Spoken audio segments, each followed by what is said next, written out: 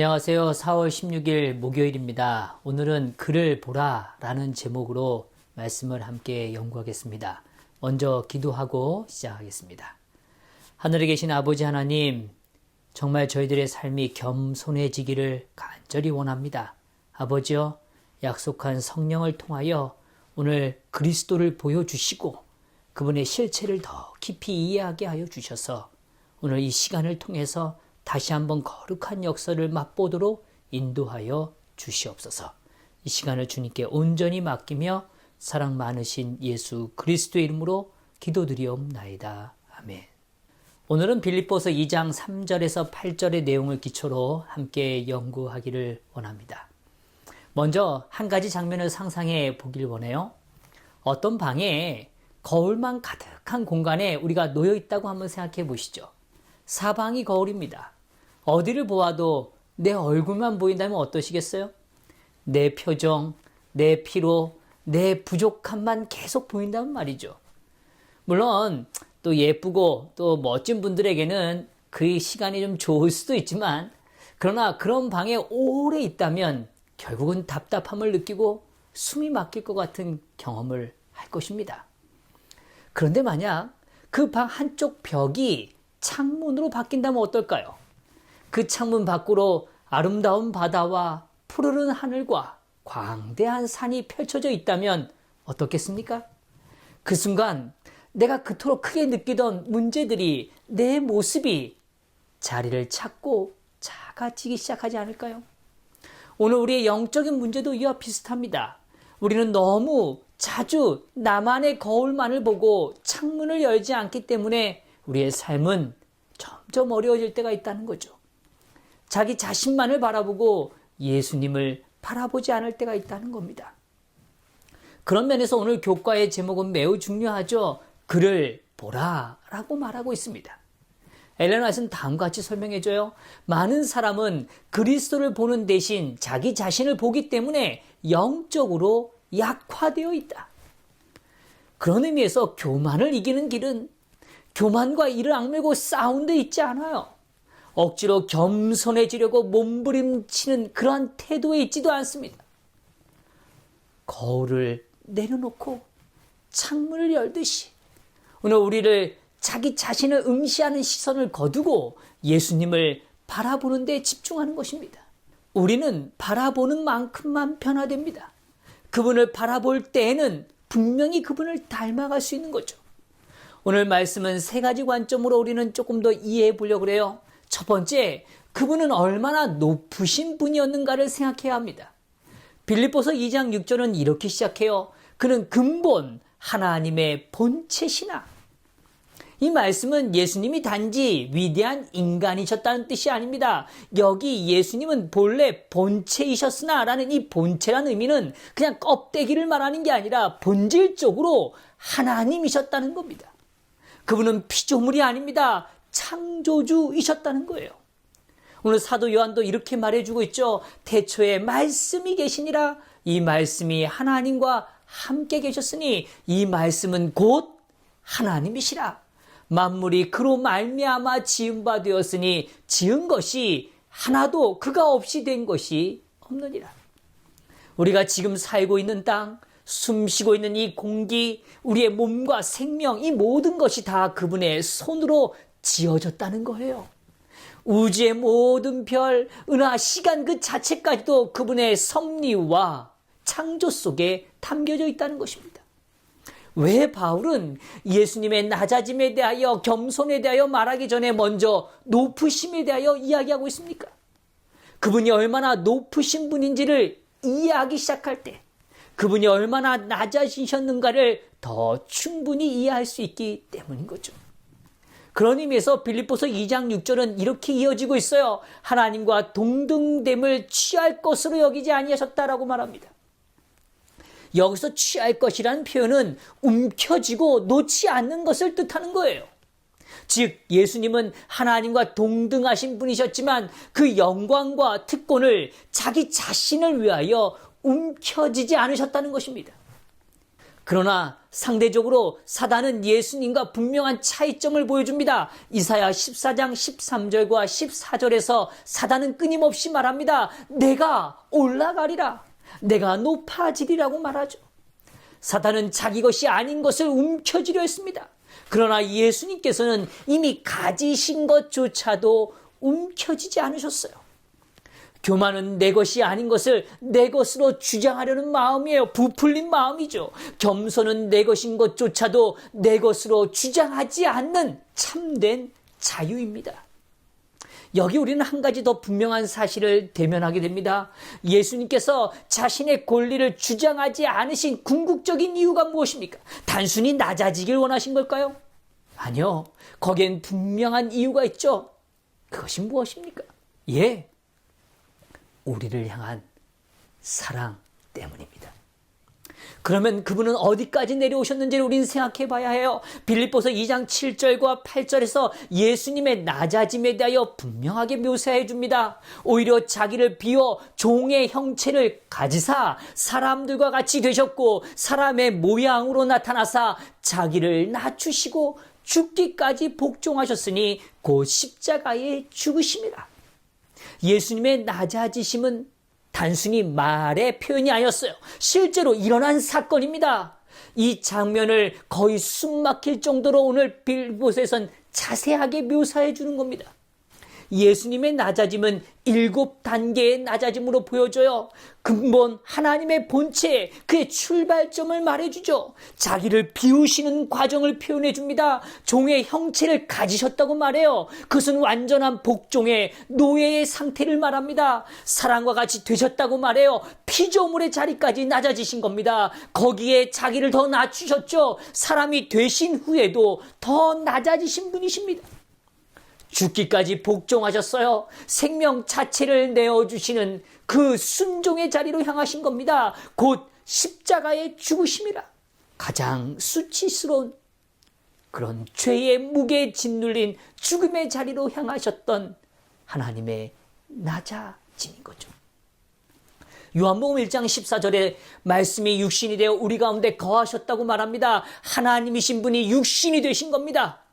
영원하신 분이 시간 안으로 들어오신 거예요.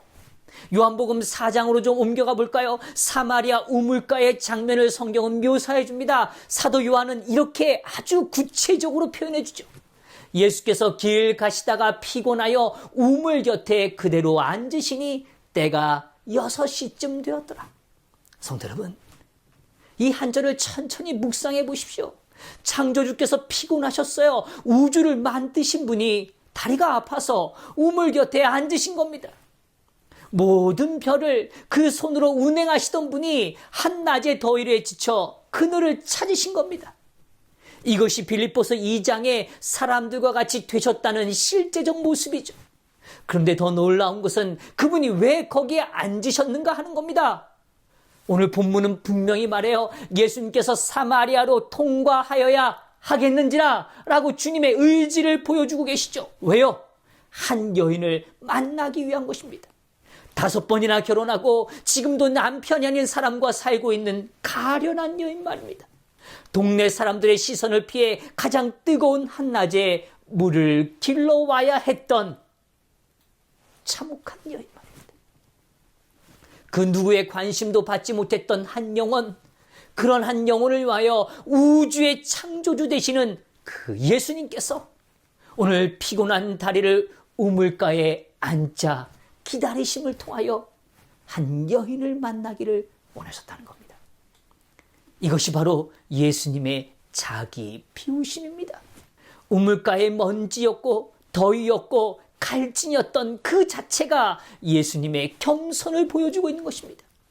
이제 가장 결정적인 장면으로 좀 옮겨가 볼까요? 요한복음 13장의 모습입니다. 예수께서 아버지께서 모든 것을 자기 손에 맡기신 것과 자기가 하나님께로부터 오셨다가 하나님께로 돌아가실 것을 아시고 저녁 잡수시던 자리에서 일어나 겉옷을 벗고 수건을 가져다가 허리에 두르시고, 이 말씀엔 아주 분명한 구조를 띠고 있습니다.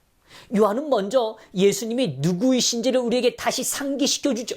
아버지께서 모든 것을 자기 손에 맡기셨다고 말해요. 하나님께로부터 왔고 다시 하나님께로 돌아가실 거라고 이야기하죠. 즉 그분은 모든 권세를 가지신 분이시고 영원에서 영원으로 거하시는 분이라는 겁니다. 그리고 바로 그 다음에 이어서 무엇을 표현해 줍니까? 예수님의 겸손의 모습입니다. 일어나 겉옷을 벗고 수건을 가져다가 허리에 두르셨어요. 오늘 이 장면을 머릿속에 떠올려 보시자고요. 그분은 앉아있던 식탁의 주인이셨습니다. 그런데 일어나셨어요. 자기 겉옷을 벗으시고 종이 걸치는 그 수건을 자기의 허리에 두르십니다. 그리고 물을 준비하셔서 무릎을 꿇으시고 친히 제자들의 발을 씻기신 것입니다. 그날 밤 예수님이 씻으신 발 가운데는 가룟 유다의 발도 있었어요. 몇 시간 뒤 자신을 팔아 넘길 사람의 발까지도 예수님은 결코 외면하지 않으셨습니다. 같은 손으로, 같은 정성으로, 같은 부드러움으로 씻기신 겁니다. 이제 우리는 십자가의 장면으로 우리의 시선을 마지막으로 더 고정해보죠. 요한복음 19장의 모습입니다. 요한복음 19장에 예수님께서 십자가에 돌아가시는 장면이 등장하죠. 그러나 십자가는 단지 육체적 고통의 문제가 아니라는 사실을 밝혀줘요. 그 십자가는 가장 수치스러운 사형 방법 중에 하나입니다. 로마 시민에게는 절대로 적용될 수 없는 형벌이죠. 노예자나 반란자나 가장 비천한 자에게만 사용되는 형벌이에요. 벌거벗겨진 채로 공개된 장소에서 모든 사람의 조롱을 받으면서 주님은 십자가를 치셨습니다. 하나님의 아들이셨던 예수님께서 오늘 우물가에서 한 열을 기다리시고 가룟 유다의 발까지 씻기신 그분이 이제 수치의 바닥까지로 내려가신 겁니다. 그분의 마지막 말씀이 무엇이었습니까? 다 이루었다 아닙니다. 여기 정로예단에 이렇게 말해줍니다. 보라, 광야의 예수, 겟세마네 동산의 예수. 십자가상의 예수를 흠이 없으신 하나님의 아들이 죄의 짐을 몸소 지셨다. 죄의 무거운 짐, 죄의 무서운 흉악성과 죄로 인하여 하나님과 분리됨을 느끼는 그것이 하나님 아들의 심장을 터지게 하였다. 오늘 그분을 거기까지 내려가게 한 것이 무엇입니까? 그것이 바로 우리의 죄였고 우리를 향한 구원의 마음이었고 우리를 향한 생명의 발로였다는 것입니다. 그래서 우리는 겸손의 분명한 의미를 배우게 되는 거죠. 겸손은 사랑하는 대상을 위한 가장 깊은 내어줌의 자리라는 것입니다. 그것이 진짜 겸손이라고요. 예수님은 단지 낮아지신 것이 아니에요. 우리를 위하여 낮아지신 겁니다. 그래서 예수님의 겸손은 차가운 자기 포기가 아닙니다. 사랑이 가득 채워진 내어줌의 역사인 거죠. 겸손이란 그릇에는 언제나 이타적인 사랑이 가득 담겨져 있는 거예요. 진짜 겸손이 그런 거죠. 예수님께서 보여주신 그 겸손의 그 그릇 안에는 그리스도의 사랑이 넘치고 있는 것입니다. 이제 우리는 빌립보서 2장 5절의 말씀으로 향합니다. 너희 안에 이 마음을 품으라. 곧 그리스도 예수의 마음이니. 성도 여러분, 어머니의 손을 한번 떠올려 보시겠습니까? 우리 어머니의 손은 어떻습니까? 아주 초등학교 손처럼 그렇게 뽀송뽀송하고 아주 부드럽고 그렇게 예쁜가요? 아니요. 마디가 어느새 굵어지고 손등에 주름이 생기고 손바닥엔 굳은 살이 박혀있죠. 그 손이 왜 그렇게 된 것입니까? 학창시절 그렇게 곱던 예쁘던 손이, 처녀시절 그토록 아름답던 손이 왜 세월의 흔적을 그대로 담고 있는 것일까요? 그것은 결코 하루아침에 그렇게 된 게 아니죠. 매일 수십 년 동안 같은 일을 반복하면서 그렇게 바뀐 거예요. 매일 빨래를 하고 밥을 짓고 매일 누군가의 옷을 입고 매일 누군가를 위하여 무릎을 꿇으며 손을 모은 그 손이야말로 매일의 작은 헌신들이 쌓여져 만든 아름다운 작품인 거죠. 그것은 한 번의 거대한 결단으로 만들어진 게 아니에요. 수천 번의 평범한 순간이 만들어낸 거룩한 모습인 것이죠. 그것이 어머니의 사랑 아닙니까? 그것이 어머님이 보여주시는 진짜 사랑이 담겨진 겸손이란 그릇 아닙니까? 어머니는 자녀에게 사랑하는 법을 강요하지 않죠. 그러나 어머니는 매일 그저 사랑할 뿐입니다. 그 매일의 사랑이 자녀의 마음에 새겨지는 겁니다. 다시 그리스도를 바라보고 그 마음을 가지라고 이야기하는 거죠. 우리 자신만을 바라보는 대신에 항상 예수님을 주목하라. 우리가 그분과 더불어 교제하며 살 때 우리는 그분의 능력 안에서 강하게 자라나며 우리 이웃에게 한 도움이 되고 축복이 된다. 또 이렇게 말해줍니다. 그대의 주위에 있는 것들을 바라보지 말고 사람이신 그리스도 예수의 완전하신 모범만 바라보라.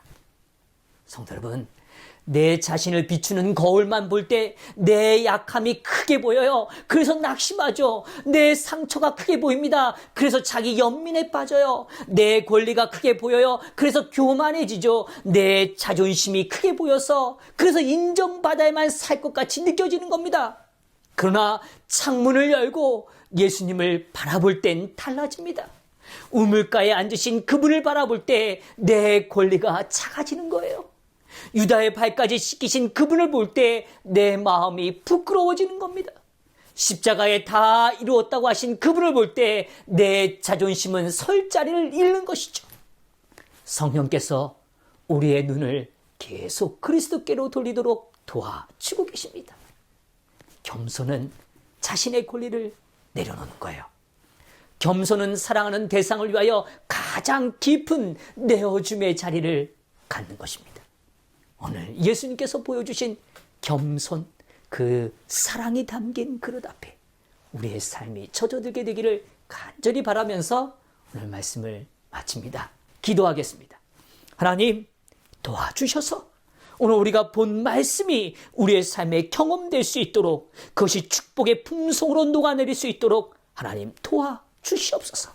우리가 끊임없이 예수님을 바라보며 겸손을 배우도록, 그 사랑의 충만함을 배울 수 있도록 도와주시옵소서. 이 모든 것 감사드리며 사랑 많으신 예수 그리스도의 이름으로 기도드리옵나이다. 아멘.